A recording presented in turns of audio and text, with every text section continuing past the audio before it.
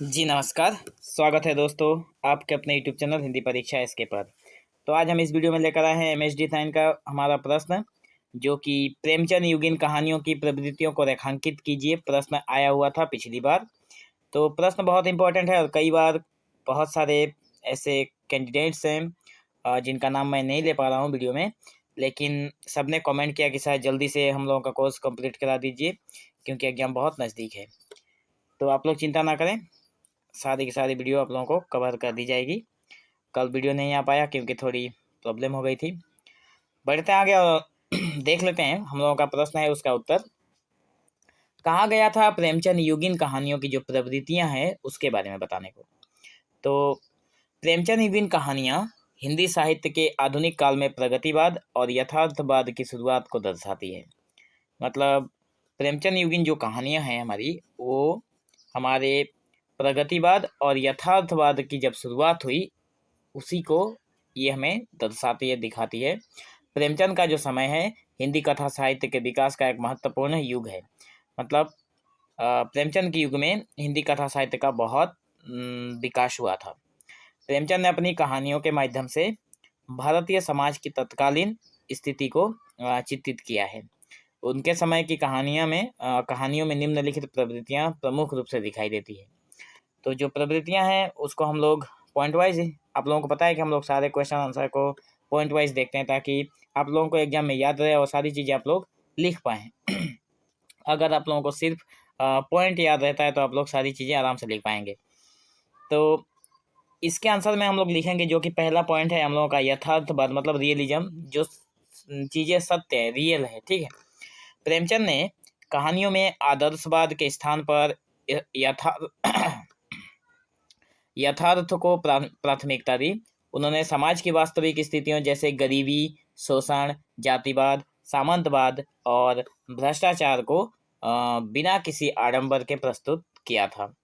उदाहरण के तौर पर अगर हम लोग देखें तो उदाहरण के तौर पर तो कफन कहानी जो है, पूस की रात जो कहानी है और ठाकुर का कुआं जो कहानी है, इन सारी चीज़ों को अगर हम लोग देखते हैं उसमें गरीबी, शोषण, जातिवाद, सामंतवाद और भ्रष्टाचार के चारों तरफ हमें आयाम देखने को मिलते हैं। तो जो उस समय के समाज में चल रहा था, जो रियल था, उसी घटना को प्रेमचंद ने अपने साहित्य में उजागर किया था। दूसरा नंबर पॉइंट की बात करें तो जिसमें हमारा आता है सामाजिक चेतना और सुधारवाद।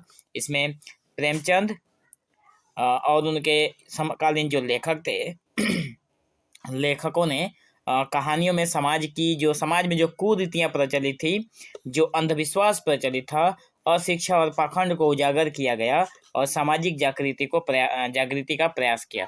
सामाजिक जागृति का मतलब है कि लोगों की जो सोच थी उसको बदलने का प्रयास किया कहानियों के माध्यम से प्रेमचंद जी ने, और उनके समसामयिक जितने भी लेखक थे सभी ने।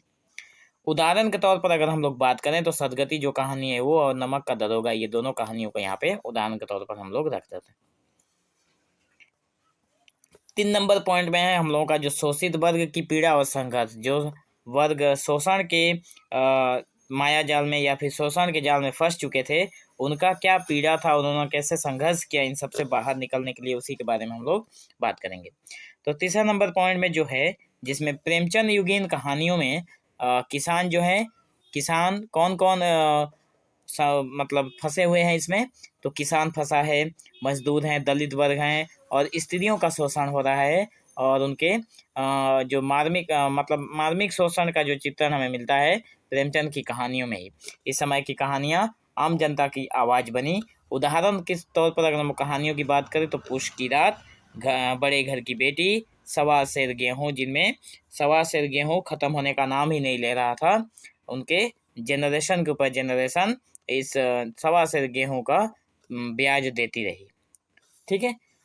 आगे हम लोगों का नारी जागरण और नारी विमर्श। नारी को किस तरह से जागरूक किया जाए, तो इस युग में स्त्री पात्रों को एक नई दृष्टि से देखा गया था और प्रेमचंद ने महिलाओं को समाज में बराबरी के स्थान दिलाने की वकालत की थी, जिसमें बड़े घर की बेटी, प्रेम की बेदी, स्त्री और पुरुष, ऐसी रचनाओं का उन्होंने रचना किया है। 5वें नंबर पॉइंट पर है हम लोगों का जाति पाति और भेदभाव के खिलाफ आवाज उठाना। तो प्रेमचंद ने दलितों और पिछड़े वर्ग के प्रति समाज के अन्याय को उजागर किया था। मतलब यहाँ पे बताया गया है कि जो जाति पाति का भेदभाव तो हमारे जो पिछड़े वर्ग थे उन्हीं में से उन्हीं को लेकर है। तो प्रेमचंद ने क्या किया, उन सबको आगे लाने का प्रयास किया और उनको समाज में इज्जत दिलाने का सोचा था, क्योंकि इसके खिलाफ संवेदनशील उन्होंने दृष्टिकोण प्रस्तुत किया था। जैसे सदगदी एक कहानी है और एक है ठाकुर का कुआं। प्रेमचंद का कहना था कि सभी समान होने चाहिए एक समाज में, सबकी कोई ना कोई वैल्यू होती है। राष्ट्रीयता और स्वाधीनता आंदोलन भी इसमें हमें देखने को मिलता है कि प्रेमचंद के लेखन में स्वतंत्रता संग्राम की भावना दिखाई देती है। उनकी कहानियां परोक्ष रूप से ब्रिटिश शासन के विरोध में जन चेतना को जगाने का कार्य करते। मतलब जब हमारे देश में ब्रिटिश शासन कर रहे थे, तभी उस समय हमारे देश में जो लोग थे उनको स्वतंत्रता संग्राम के मतलब जो लेखनी थी, ठीक है, प्रेमचंद ने अपनी लेखनी के माध्यम से स्वतंत्रता संग्राम की भावना लोगों में जगाने का प्रयास किया था। उदाहरण के तौर पर देखेंगे तो नमक का दरोगा और शतरंज के खिलाड़ी। आगे है 7वें नंबर पॉइंट में, जिसमें हम लोग देखेंगे आर्थिक विषमता और वर्ग संघर्ष, जिसमें आर्थिक का मतलब हो गया जहाँ पे पैसे कौड़ी की दिक्कत थी, ठीक है। तो प्रेमचंद युगीन कहानियों में आर्थिक असमानता और वर्ग संघर्ष की समस्या प्रमुख है। प्रेमचंद की जितनी भी कहानियां उनमें ये सारी चीजें कॉमन देखने को मिलती है। अमीर और गरीब के बीच बढ़ते भेदभाव को प्रेमचंद ने सशक्त रूप में दिखाया है कि अमीर अमीर ही रहता है और गरीब कभी अमीर बन ही नहीं पाता है, वो गरीब गरीब रहता है। उदाहरण के तौर पर अगर हम लोग बात करें तो इसमें आएगा हम लोगों का कफन और सवा सेर गेहूँ। मानवीय मूल्यों का चित्रण अगर हम बात करें तो 8वां नंबर पॉइंट है, जिसमें प्रेमचंद के समय की कहानियों में मानवीयकरण, सहानुभूति और उदात्त आदर्शों का वर्णन हुआ है। उन्होंने नैतिक मूल्यों को केंद्र में रखते हुए मानवीय संबंधों की महत्ता पर जोर दिया। और इन सारी बातों की अगर हम लोग उदाहरण की बात करें तो कौन से कहानी में हमें ये उदाहरण देखने को मिलता है, तो ईदगाह में और बड़े घर की बेटी में ये सारी चीज़ें हमें देखने को मिलती है। तो निष्कर्ष के तौर पर हम लोग यही बोलेंगे कि प्रेमचंद युगीन कहानियां समाज की वास्तविकता, सामाजिक सुधार, राष्ट्रीयता और शोषित वर्ग की पीड़ा को सजीव रूप में प्रस्तुत करती है। प्रेमचंद के साथ साथ उनके समकालीन कहानीकारों ने भी अपनी कहानियों में यथार्थ को जीवंत रूप दिया। इस कहानी में कहानी विधा पूर्णता की ओर अग्रसर हुई और हिंदी साहित्य को एक नई दिशा मिली। अर्थात जो प्रेमचंद युगीन कहानियां थी वो उस समय में जो वास्तविक चीज़ें चल रही थी, समाज को सुधारने का काम, समाज में जो शोषण चल रहे थे उसका काम, सब समाज में जो राष्ट्र देश प्रेम की जो जरूरत थी उसका भी काम किया। उनकी कहानियों ने सारी चीज़ों को समेट कर प्रेमचंद ने जो कहानियाँ लिखी उनमें सारी भावनाएं देखने को मिलती है। तो हम आशा करते हैं कि आपको वीडियो पसंद आई होगी। वीडियो को पसंद आई है तो चैनल के साथ बने रहें।